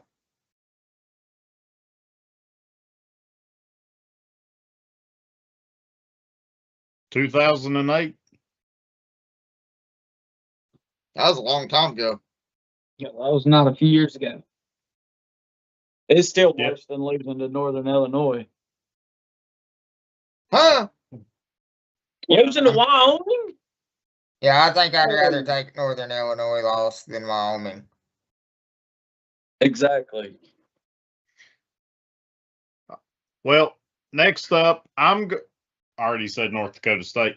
Next up, we got Hawaii Stanford. I feel like that this game is the first game that they play every year. I feel like it's early in the season. Hawaii Stanford. Yeah. Raymond, give me your picks here. I like Stanford in this game. I know we've not talked a whole lot about it. They're only favored 4, but I feel like this being at home, Rainbow Warriors just don't have enough to get it across the finish line. Give me Stanford, and I think that they cover that 7 or 4. Sorry. I'm with Raymond on that one. I think Stanford's got that one too. Justin? I'm going last on this one. That's going Hawaii. Stanford. Stanford's atrocious. So is Hawaii. It's going to be so bad. This could not even be classified as a football game. It will be. It's so crazy to me how far Stanford's fell off since Andrew Luck, Christian McCaffrey, and all that. I have to go. Luck is Rainbow back. Warriors. Luck is back. Gwen said both teams may lose. I actually think that this is going to be a good game between the two of them. I think that, yeah, is it high profile? No. Are you going to see a lot of mistakes? Yes. But it's an intriguing matchup, and for week 0, it's probably one of the best 3 games that you got. And it's going to be played at 7 o'clock in California. I really like the quarterback that is at Hawaii, and Micah Olajado. I'm hoping I'm pronouncing that right. Probably not. Probably not, but we're going to try. Micah's good at that. Stanford at home, I'm going to have them win this game, but I think it's close. Extremely close. Frenchman. Well, boys, Raymond said it. I'm going with the Hawaiians. They're going to go into Stanford. I don't have Stanford winning that many games this year. I still think Andrew Luck's a few years out of getting them turned back around. So give me Hawaii by touchdown. And realize we went on the first island this year with Jacksonville State. Yeah. French went on the island with Hawaii. No, we picked Hawaii. Did you? Okay. Yeah, I'm over here in the chat also. The nightcap. Memphis UNLV. Who you got? I will take Memphis. I just don't like Dan Mullen. He looks like a used car salesman. You can't trust him. What all the college girls say. I like Dan Mullen. That's in UNLV. Rich? Got the that's a quarterback tough coming one. in there. I think UNLV, this will be one of their toughest games on the year. Home game for UNLV too, ain't it? I'm going with the in-state guys. Give me the Tigers from Memphis to pull off the big win. Where is that game? UNLV. Man, it's a tough one. This is a tough pick. Y'all know how I feel about Memphis. I was big on them last year. I think UNLV may pull it off. Don't want to let. I don't think I'm gonna let it. I got to go for the win this year. I got to get Bunny knocked off early here. So give me UNLV. I think Mullins going to be more prepared here. I want to say Memphis so bad, but yeah, I think UNLV. Memphis is with a new coach, Charles Huff, which left Southern Miss and went to Memphis in the same conference to take this job. He had Southern Miss on the climb. Memphis has 3 true freshmen on the squad. They have 9 returning players on the entire roster. Everyone else outside of those 12 guys, transfer portal. A lot of them come from Southern Miss. But I said it earlier. I think that with the schedule, and if UNLV gets through this game, because I do like Charles Huff. I do like what he was doing in Southern Miss. But I think Dan Mullen will have his guys ready. It is at home. This is one of their biggest games of the year. Give me UNLV. I like it. Hey, just to throw this out here, we are wrong. That is not a home game. I mean, it's in Las Vegas, but it's at Alliance Stadium, home of the Raiders. Why would you play that there? What are you gonna get, like 1,500 people in there? I mean, it's gonna be like watching AEW on TV. There's not gonna be anybody in the stands. Well, there is that. They'll do like the COVID days and put in TV screens, let people put their heads in there, so it looks like there's more people. They're gonna have to give the tickets away. It's about like what was the other game we seen? That 2 ACC, is it the NC State and Virginia game? Ain't they playing it in like friggin' West Virginia? No, it's in Charlottesville. Okay, well, there's one game that's played in 2 ACC schools are playing it. When we were going over the ACC, and they were playing it in a neutral field, and we couldn't figure out why. Yeah, I'll have to look that one back up. I know the game that you're talking about. The cheapest. May have been. So Maybe right Virginia, now, the Virginia cheapest Tech, and they were seats playing that at you North can Carolina. find is San Jose State USC. There are seats out there for $12 a piece. Wow. Okay. Wow. I think it was Virginia Tech, and they're playing it in Panther Stadium. Yeah.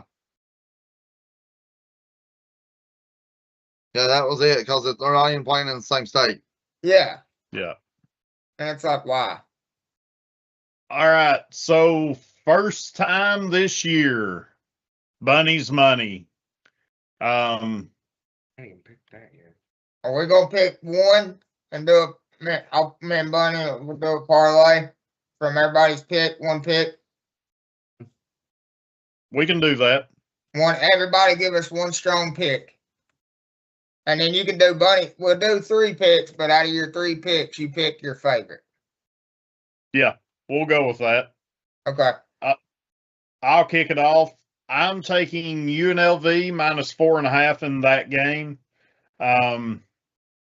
Then I will take the Hawaii Stanford under 48.5. And then give me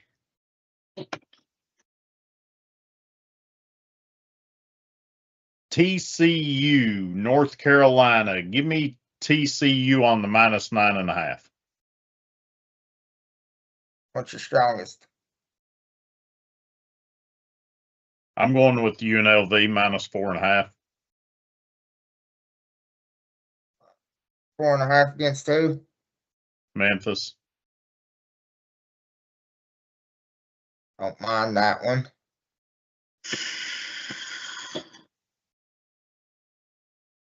Not many games to pick from right here. I'll go Unless you maybe second. dig down in some Division 2. I'll go second here. I like TCU plus 9.5 versus North Carolina. Minus 9.5. I hit that in wrong. I like that as well, Bunny. I like Jacksonville State plus 7.5 versus North Dakota State. The big one I like here, and I'm surprised, Bunny, you were French, did not jump on it. But I'm going with Indiana State plus 35.5 versus Purdue. I don't see Purdue beating anybody by 36 points this year. And I think you guys picked the upset, I thought. Where you at on week 0? Did I look up the wrong game, the wrong week? Yeah, that'd be week 1.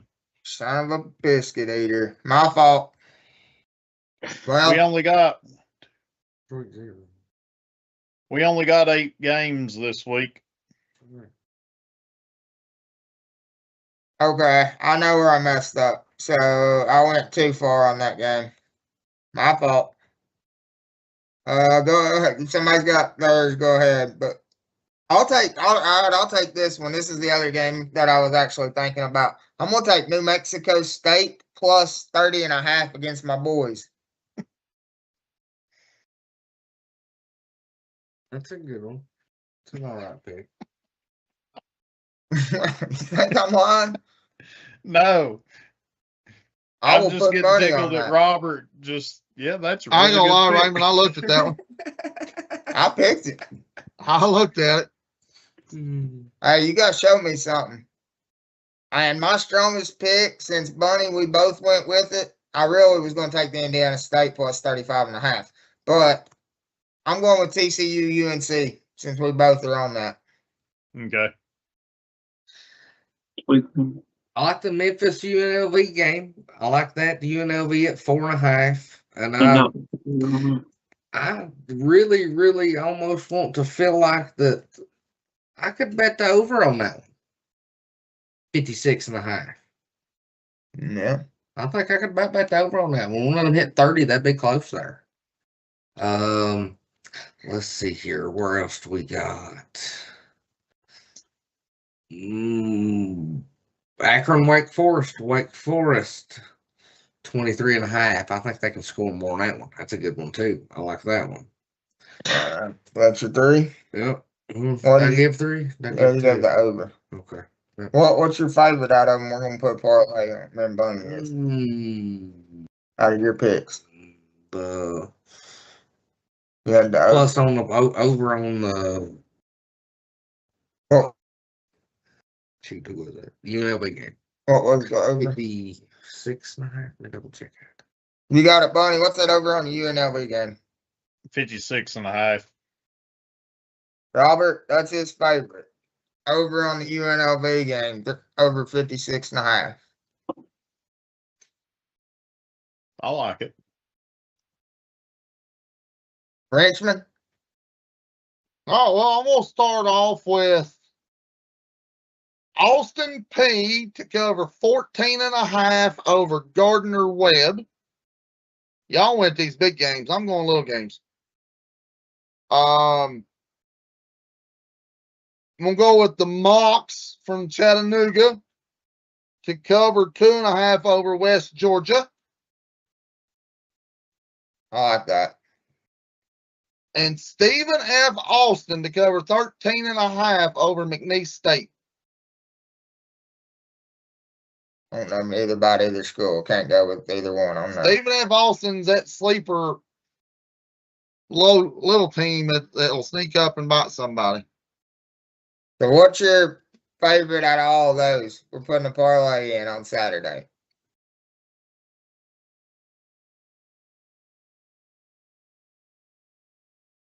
Stephen F. Austin.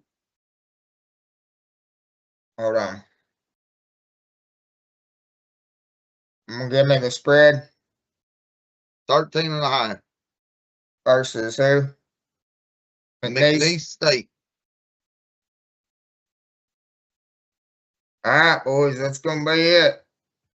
Where? What's your Bunny's money? You got anything? Eastern Michigan, Sacramento State. The spread is 10. I think that Eastern Michigan covers that, but I do not think they get to the 53.5 points. That's Under. my He's only taking, one. taking the under. Under force. Bunny, I'm surprised they didn't throw an over-under in there. He's our over-under guy most of the time. Robert kind of likes him a little bit, but Bunny's our over-under guy most of the time.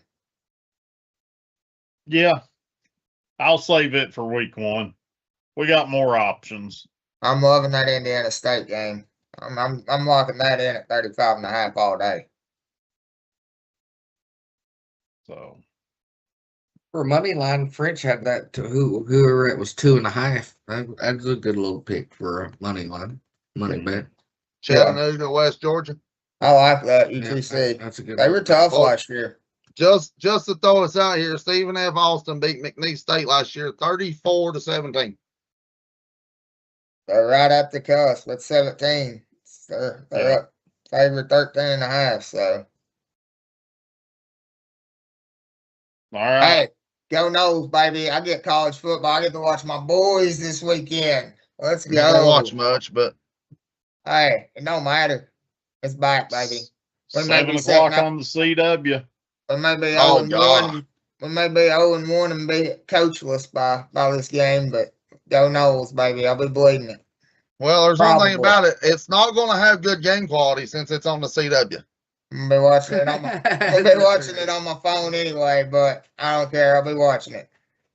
Yeah, my lineup's going to be North Carolina, TCU. Then we're going to slide into NC State, Virginia, roll on to Hawaii, Stanford, and then nightcap it with Memphis and UNLV. You know you'll be watching Florida State. I'm thinking about smoking some meat and doing all that. Oh boy, what time? Eating supper with it. Oh boy, You said you was going to be watching it on your phone. You ain't going to get to go over anyways. I know. All right. We're Aiden. Appreciate you guys showing up this week. Had a lot of fun. Appreciate it, guys. Blast. Hey, absolutely. Yeah. We'll come back anytime y'all want us to. It was a great time, man. Yeah, thank you. Yeah. Anybody got anything before we head out? Go Noles. French is like it's bedtime. All right, guys. That is Sounds Like 6 presented by Depot Street Sports, and we will see you next week recapping week 0 and getting you ready